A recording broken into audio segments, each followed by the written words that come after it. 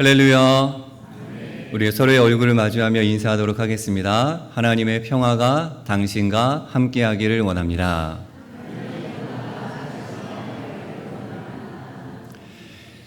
요즘 가장 눈에 들어오는 뉴스 중에 하나가 무엇이냐 하면 이스라엘 중동 전쟁입니다.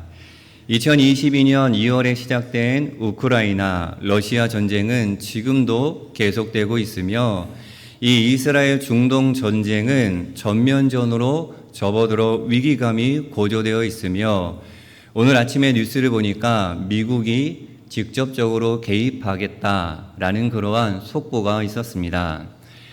그리고 우리가 살고 있는 이 땅 한반도에도 휴전 중이지만 전쟁은 멈추지 않고 계속되고 있습니다. 오늘은 총회에서 제정한 6.25 민족 화해 주일입니다. 나라와 결의, 민족의 화해와 평화를 위해 예배드리며 기도하는 날입니다. 가슴 아픈 전쟁은 어느새 75년 전 과거사가 되었습니다. 우리가 오늘 이 전쟁을 기억하는 것은 다시는 그와 같은 민족 상잔의 전쟁이 없기를 바라는 마음과 나아가 영원한 한반도 평화와 통일을 기대하기 때문입니다. 이러한 시대에 살고 있는 이 땅의 그리스도인들은 전쟁의 종식과 평화를 위해 어떠한 모습으로 살아가야 할까? 기독교에서 말하는 전쟁에 관한 세 가지 견해가 있습니다. 먼저 성전론이라는 것이 있습니다. 종교의 이름으로 행하는 전쟁은 괜찮다라는 당위성을 주장하는 견해입니다. 이는 시대의 착오적 발상으로 오래전에 정리되었습니다. 다음으로 정당 전쟁론입니다. 불의의 항거에 일어나는 폭력, 그러니까 불의의 항거에 일어나는 전쟁은 괜찮다라는 견해입니다. 합당한 듯 보이지만 기독교적 가치관과는 거리가 있습니다. 마지막으로 평화론이 있습니다. 예수 그리스도께서 삶으로 가르쳐 주신 깨달음이요 모든 그리스도인이 지향해야 할 가치입니다. 지금 우리에게는 이러한 평화의 가치관을 가지고 예수님께서 꿈꾸셨던 평화의 세상을 이루어가는 실천적 태도가 필요합니다. 그래서인지 인도의 비폭력 평화운동가 마하트마 간디가 남긴 이 말이 큰 의미로 다가옵니다. My life is my message. 그러니까 나의 삶은 곧 나의 메시지. 내 삶이 내가 전하고 싶은 이야기다 라는 뜻입니다. 이 말을 오늘 말씀의 제목과 같이 표현할 수 있습니다. Action is the message. 행동이 메시지이다. 나의 행동이 나의 마음과 나의 뜻을 전하고 싶은 이야기이다 라는 것이죠. 이 제목을 신앙의 자리로 가져와 이렇게 표현할 수 있습니다. 우리 같이 한번 읽어보도록 하겠습니다. 그리스도인들의 행동이 하나님의 메시지이다. 다시 한번 그리스도인들의 행동이 하나님의 메시지이다. 그만큼 하나님께 사랑받는 저와 여러분이 중요하다. 우리의 삶이, 그러니까 저와 여러분의 말과 표정, 행동이 살아계신 하나님을 드러낸다 라는 뜻이 담겨져 있습니다. 논어 2인편에 이런 말이 있습니다. 자왈 고자 언지 불출 치궁집을 재야. 조금 어색하죠. 공자께서 말씀하시기를 옛사람이 말을 함부로 하지 않는 것은 몸소 실천함이 말에 미치지 못할 것을 부끄러워함이다 라는 뜻입니다. 함부로 말만 앞세우고 실천은 없어 주변을 실망시키는 사람이 많은 오늘날의 세태를 꼬집고 있는 그러한 가르침입니다. 앞서 나누었던 세 가지 표현 모두 삶의 모습, 행동을 강조하고 있습니다. 얼마나 중요한지를 알려주고 있습니다. 일전에 세상 사람들이 그리스도인들을 보면서 느낀 인상에 대한 조사 데이터가 있습니다. 그들이 그리스도인들을 보고 느낀 느낌은 무례하다, 위선적이다, 율법적이다 라는 표현들입니다. 성경에 등장하는 바리새인들을 가리키는 표현과 똑같습니다. 마태복음 23장에 예수님께서 이전과 다르게 직설적으로 서기관과 바리새인들을 꾸짖는 장면이 나옵니다. 서기관과 바리새인들의 그릇된 신앙 행태와 7가지 제목을 하나하나 지적하심으로써 그들의 위선을 드러내시며 하나님의 심판을 선포하셨습니다. 그 중에 이런 표현이 있습니다. 화 있을진저 외식하는 서기관과 바리새인들이여. 예수님께서는 6번이나 같은 표현으로 그들을 책망하셨습니다. 세 번역으로 바꾸어 우리 같이 한번 읽어보도록 하겠습니다. 율법학자들과 바리새파 사람들아, 위선자들아, 너희에게 화가 있다.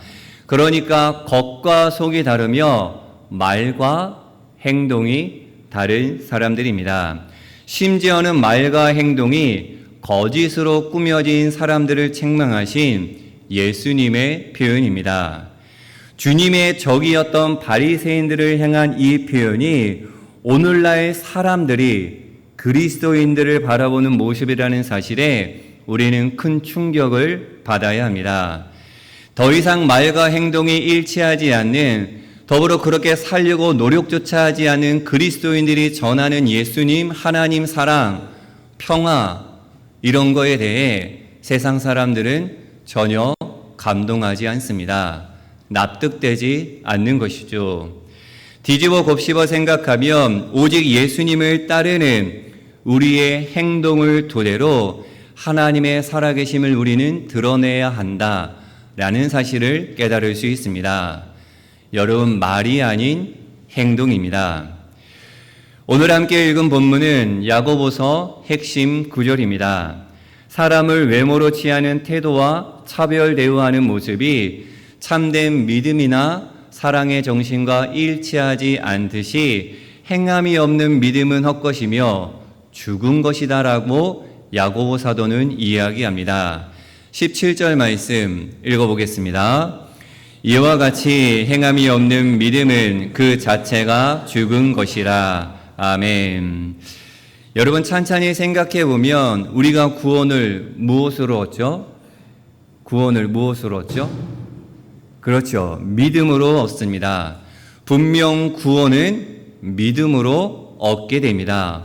어떠한 행위, 공로가 아닙니다. 노력도 아닙니다. 사도 바울은 이렇게 이야기합니다. 함께 읽어보겠습니다. 사람이 의롭게 되는 것은 율법의 행위로 말미암음이 아니요 오직 예수 그리스도를 믿음으로 말미암은 줄 알므로 우리도 그리스도 예수를 믿나니 이는 우리가 율법의 행위로서가 아니고 그리스도를 믿음으로써 의롭다함을 얻으려 함이라. 율법의 행위로서는 의롭다함을 얻을 육체가 없느니라. 아멘. 이를 이신칭의라고 합니다. 믿음으로써 의롭다 인정받는 것입니다. 사도 바울 신학의 핵심이며 로마서와 갈라디아서에서 가장 깊이 있게 다룬 주제입니다. 로마서의 말씀 읽어보면서 확인해 보도록 하겠습니다. 그러므로 사람이 의롭다 하심을 얻는 것은 율법의 행위에 있지 않고 믿음으로 되는 줄 우리가 인정하노라. 아멘. 하나님 앞에서 우리가 의롭게 되는 유일한 길은 예수 그리스도를 믿는 믿음이지 율법이나 선한 행위가 아니라는 말입니다. 그런데 지금 야고보 사도는 믿음도 행함이 없으면 무슨 유익이 있으리요? 심지어는 죽는 것과 같다라고 말하고 있습니다. 야고보 사도의 이행득이입니다. 행함으로써 의롭다 하심을 받는다입니다. 어찌 보면 사도 바울의 로마서와 갈라디아서의 이 이신칭의를 정면으로 반박하는 것처럼 우리가 생각할 수 있는 그러한 이야기입니다. 이러한 상황을 바르게 우리가 이해하기 위해서는 사도 바울이 로마서와 갈라디아서를 쓴 목적과 야고보서가 기록된 목적, 그리고 정말 사도 바울이 믿음만을 강조했는가 살펴봐야 합니다. 사도 바울이 로마서나 갈라디아서를 쓴 AD 1세기에는 율법을 강조한 유대인 그리스도인들과 이 이방인 그리스도인들 사이에 큰 갈등이 있었습니다. 유대인 그리스도인들은 아브라함의 자손이요 율법을 잇는 민족이라는 사실에 스스로의 자부심이 엄청나게 컸습니다. 그들은 구원이 믿음과 할례, 율법으로 이루어진다라고 믿었습니다. 그리고 이 이방인 그리스도인들도 자기들처럼 믿음뿐만이 아니라 할례를 받아야 하며 율법을 지켜야 한다고 주장했습니다. 반면 사도 바울로부터 복음을 들은 이방인 그리스도인들은 오직 믿음으로 의롭게 됨을 고백했습니다. 자신들에게 할례와 율법을 강요하는 유대인화시키는 이 유대인 그리스도인들에 대해 굳이 할례와 율법을 지킬 필요가 있느냐라는 그러한 입장이었습니다. 이러한 유대인 그리스도인들과 이방인 그리스도인들의 사이에 갈등을 해결하고자 사도 바울은 로마서와 갈라디아서를 기록한 것입니다. 핵심은 무엇이냐면 모든 사람은 죄인이기에 믿음으로 의롭게 될 수 있다. 누구든지 믿음 안에 있으면 아브라함의 자손이요 믿음 안에서 유대인과 이방인 모두 하나다라는 것입니다. 그리고 율법은 죄를 깨달아 하나님 앞으로 나오게 하는 도구이기에 어느 정도 이방인 그리스도인들이 받아들여야 한다는 그런 메시지였습니다. 여기서 우리가 놓치지 말아야 하는 것은 사도 바울은 오직 믿음만을 강요하지 않았습니다. 율법과 행위를 부정하지 않았습니다. 우리 두 구절 같이 한번 읽어보도록 하겠습니다. 이로 보건대 율법은 거룩하고 계명도 거룩하고 의로우며 선하도다. 그러면 율법이 하나님의 약속들과 반대되는 것이냐? 결코 그럴 수 없느니라. 만일 능히 살게 하는 율법을 주셨더라면 의가 반드시 율법으로 말미암았으리라. 아멘. 믿음 아니면 행함이라는 흑백 논리, 이분법적 사고가 아니었습니다. 사도 바울 메시지의 강조점은 율법과 행위가 구원의 조건이 될 수 없다는 이야기입니다. 율법과 행위 자체가 옳지 않다라고 반대하는 것이 아니었습니다. 정리해 보면 사도 바울은 믿음이 먼저요, 믿음 후에 율법과 행위가 따라야 한다는 것이었습니다.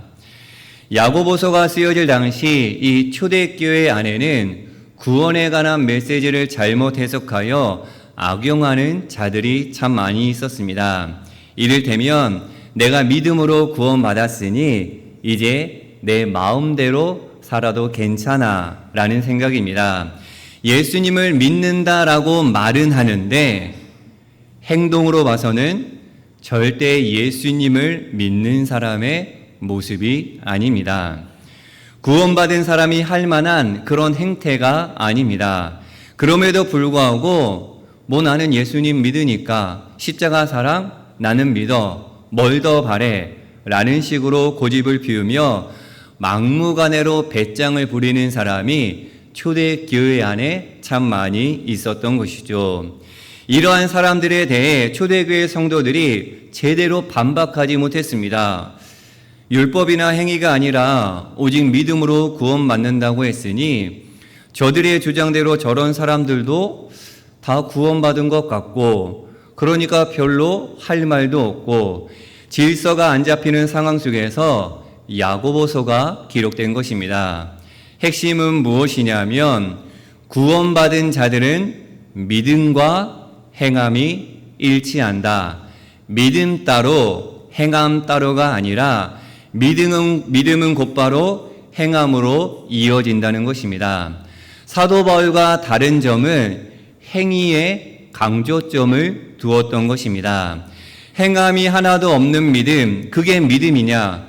그것은 믿음이 아니다. 너희들은 믿는다고 하는데 제대로 믿는 것이 아니다. 라는 야고보 사도의 일침입니다. 사도 바울과 야고보 사도의 메시지는 강조점만 다를 뿐 정확히 일치하고 있습니다. 그리스도 안에서 구원받은 사람들은 믿음과 행위가 같은 사람이다. 상황에 따라 믿음이 강조되고 행위가 강조된 것 뿐입니다. 영진의 하늘 가족 여러분, 구원은 분명 믿음으로 얻습니다.